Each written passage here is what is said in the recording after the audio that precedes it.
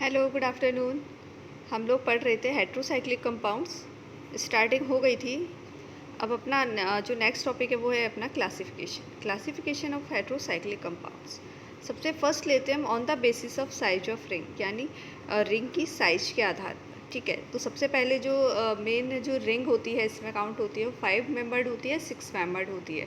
ठीक है ना, ये दोनों रिंग ही ज़्यादा इंपॉर्टेंट होती हैं। बाकी 7 रिंग्स या 8 रिंग ये अपने अभी नहीं है कोर्स में। 5 membered ring only, 6 membered ring और फ्यूज्ड रिंग जो हमें यहाँ पढ़नी है। तो on the basis of size of ring, तो सबसे पहले हम पढ़ते हैं 5 मेंबर्ड रिंग।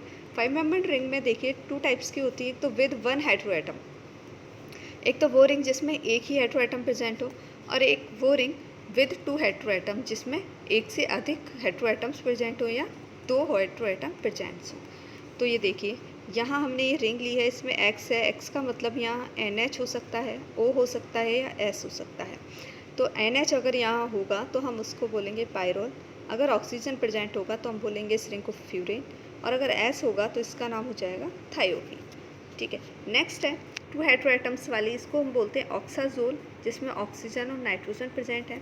और पायराजोल बोलते हैं जिसमें NH और N प्रेजेंट हो।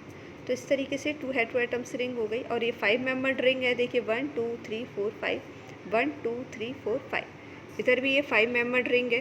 तो 5 मेंबर्ड रिंग में ये 2 टाइप्स की है, जो एक हेटेरो एटम रखते हैं वो, और जिनमें 2 हेटेरो एटम्स प्रेजेंट होते हैं। अब हम देखते हैं 6 मेंबर्ड। 6 मेंबर्ड रिंग में विद 1 हेटेरो एटम, जिसमें 6 मेंबर्ड रिंग हो और एक हेटेरो एटम प्रेजेंट हो। ठीक है, ये 6 मेंबर्ड रिंग है अपनी। इसमें एक हेटेरो एटम यानी नाइट्रोजन प्रेजेंट है, और एक ये 6 मेंबर्ड रिंग है जिसमें एक ऑक्सीजन प्रेजेंट है। इसे हम बोलते हैं पेरिडीन, और इसे हम बोलते हैं पेरिलियम, पायरिलियम। ठीक है, अब मोर देन 1 हेटेरो एटम, यानी एक से अधिक हेटेरो एटम प्रेजेंट हो, जैसे कि इसमें 2 नाइट्रोजन प्रेजेंट है और दोनों एक दूसरे के समीप हैं, पास में हैं, तो इसे बोलते हैं पायरिडेजीन। और दूसरी में दोनों नाइट्रोजन एक दूसरे से काफ़ी दूर हैं, इसे हम बोलते हैं पायराजी, यानी एक से अधिक हेटेरो एटम प्रेजेंट हैं। अब वो हेटेरो एटम कोई भी हो सकते हैं, जरूरी नहीं है सेम ही एटम हो। अलग अलग भी हो सकते हैं, नाइट्रोजन ऑक्सीजन भी हो सकता है, नाइट्रोजन सल्फर भी हो सकता है, कोई भी हो सकता है। ठीक है, ये अपनी 6 मेंबर्ड रिंग। अब नेक्स्ट आती है अपनी फ्यूज्ड और कंडेंस्ड हेटेरोसाइक्लिक, यानी कंडेंस्ड हेटेरोसाइक्लिक का मतलब है जिसमें 2 और मोर फ्यूज्ड रिंग हो, 2 या 2 से अधिक रिंग एक साथ चिपकी हुई हों या पास पास हों, या फ्यूज्ड रिंग प्रेजेंट हो। जैसे कि एक रिंग हो गई अपनी बेंजीन की, और एक हो गई अपनी, एक तो हो गई 6 मेंबर्ड रिंग, एक हो गई 5 मेंबर्ड रिंग, या दोनों 6 मेंबर्ड हो गई, या दोनों में से एक 6 एक 5 हो गई। इस तरीके से 2 फ्यूज्ड रिंग यानी 2 रिंग आपस में कनेक्टेड रहती हैं कार्बन कार्बन के थ्रू।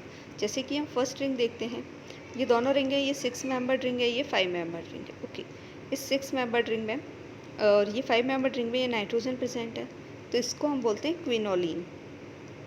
अब क्विनोलिन देखिए एक एरोमेटिक कंपाउंड है। कैसे है, इसमें 10 पाई इलेक्ट्रॉन है, 2 4 6 8 और 10। ठीक है, 10 पाई इलेक्ट्रॉन है, कॉन्जुगेशन में है, ये इधर जाएगा, ये इधर जाएगा, ये इधर, इस तरीके से ये आपस में एक दूसरे से दूसरी जगह बॉन्ड शेयर कर लेंगे। तो ये कॉन्जुगेशन में है, साइक्लिक कंपाउंड्स हैं, इसलिए क्या हो गए, एरोमेटिक कंपाउंड। नेक्स्ट है अपना आइसोक्विनोलिन, ये भी एरोमेटिक है, और इंडोल ये भी एरोमेटिक है। आइसोक्विनोलिन में एक नाइट्रोजन प्रेजेंट होता है 5 मेंबर्ड रिंग में, और जो अपना इसमें जो नाइट्रोजन है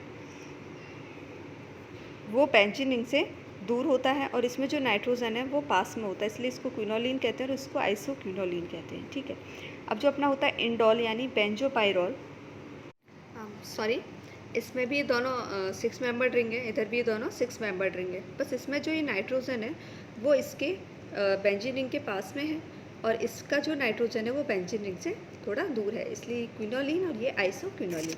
अब जो नेक्स्ट है अपना वो होता है इंडोल। इंडोल को हम बेंजोपाइरोल भी कहते हैं। बेंजोपाइरोल क्यों कहते हैं, क्योंकि इसमें एक तो बेंजीन रिंग प्रेजेंट होती है और एक पायरोल रिंग प्रेजेंट होती है। ठीक है ना, पायरोल में क्या आता है, NH आता है, पहले पढ़ चुके हैं। तो बेंजीन रिंग के साथ ये जो 5 मेंबर्ड रिंग है 6 मेंबर्ड रिंग के साथ कनेक्ट रहती है, फ्यूज्ड रहती है, ये कंडेंस्ड रहती है, इसको हम बोलते हैं कंडेंस्ड हेटेरोसाइक्लिक कंपाउंड्स। ये भी एरोमेटिक है, इसमें भी 2 4 6 8 और 10 इलेक्ट्रॉन्स या पाई इलेक्ट्रॉन प्रेजेंट हैं, डीलोकेलाइज हो रहे हैं रिंग में, रेजोनेंस में है, जो भी अंतर लॉन पेयर होता है वो अपने रेजोनेंस में काउंट होता है, इसीलिए ये इसका क्या नाम है, इंडोल। तो इस तरीके से 3 एग्जाम्पल हैं फ्यूज्ड रिंग के। नेक्स्ट देखते हैं हम on the basis of chemical behaviour, यानी केमिकल बिहेवियर के आधार पर pi electron excessive heterocyclic compound हो सकते हैं और पाई इलेक्ट्रॉन डेफिशिएंट हेट्रोसाइक्लिक कंपाउंड हो सकते हैं। 2 टाइप्स के होते हैं, जिसमें पाई इलेक्ट्रॉन्स की अधिकता होती है, जिसमें पाई इलेक्ट्रॉन की कमी होती है। उनको समझते हैं कैसे होते हैं। अब 5 membered heterocycles with N electronegative hetero atom. 5 membered ring में एक इलेक्ट्रोनेगेटिव हेट्रो एटम के साथ, देखिए ये 5 membered रिंग है, एक हेट्रो एटम प्रेजेंट है इसमें, नाइट्रोजन, इसे हम बोलते हैं पायरॉल। टोटल पाई इलेक्ट्रॉन कितने हो गए इसमें, 2 4 6। अंदर जो 2 इलेक्ट्रॉन है या इसका नाइट्रोजन पर जो लॉन पेयर है वो अपने पाई इलेक्ट्रॉन में काम आएगा, तो वो पाई इलेक्ट्रॉन कितने हो गए अपने, 6 हो गए। टोटल मेंबर्ड रिंग कितनी है, ये 5 membered रिंग है। लॉन पेयर किस में है, रेजोनेंस में है, रेजोनेंस में पार्टिसिपेट कर रहे हैं, ठीक है ना।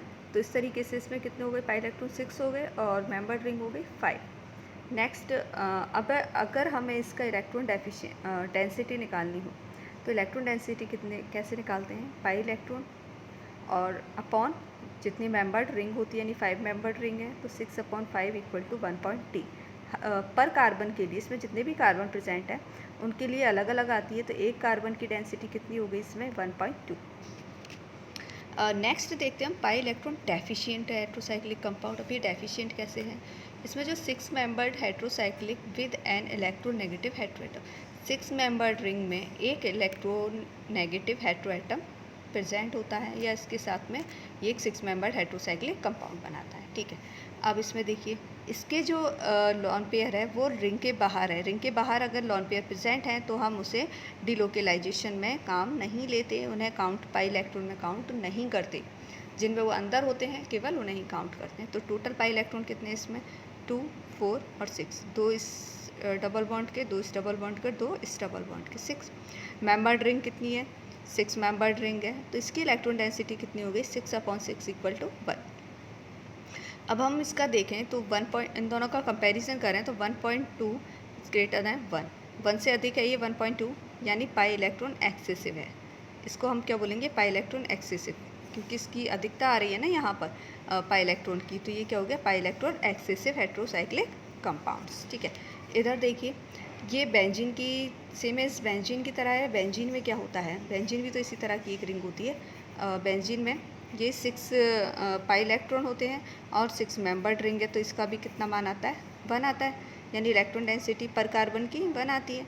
लेकिन नाइट्रोजन जो होता है वो इलेक्ट्रॉन अट्रैक्ट करता है, इसलिए इसकी डेंसिटी क्या हो जाती है, कम हो जाती है। नाइट्रोजन के बिल्कुल जस्ट बगल में डबल बॉन्ड प्रेजेंट होता है, जिसके ये इलेक्ट्रॉन्स को अट्रैक्ट करता है अपनी तरफ, डबल बॉन्ड के इलेक्ट्रॉन को, इसलिए यहाँ पर जो क्या होता है, इसकी इलेक्ट्रॉन डेंसिटी कम हो जाती है। इसलिए बेंजीन से इलेक्ट्रॉन डेंसिटी नाइट्रोजन की या पिरिडीन की कम होती है। तो बेंजीन के कंपैरिजन में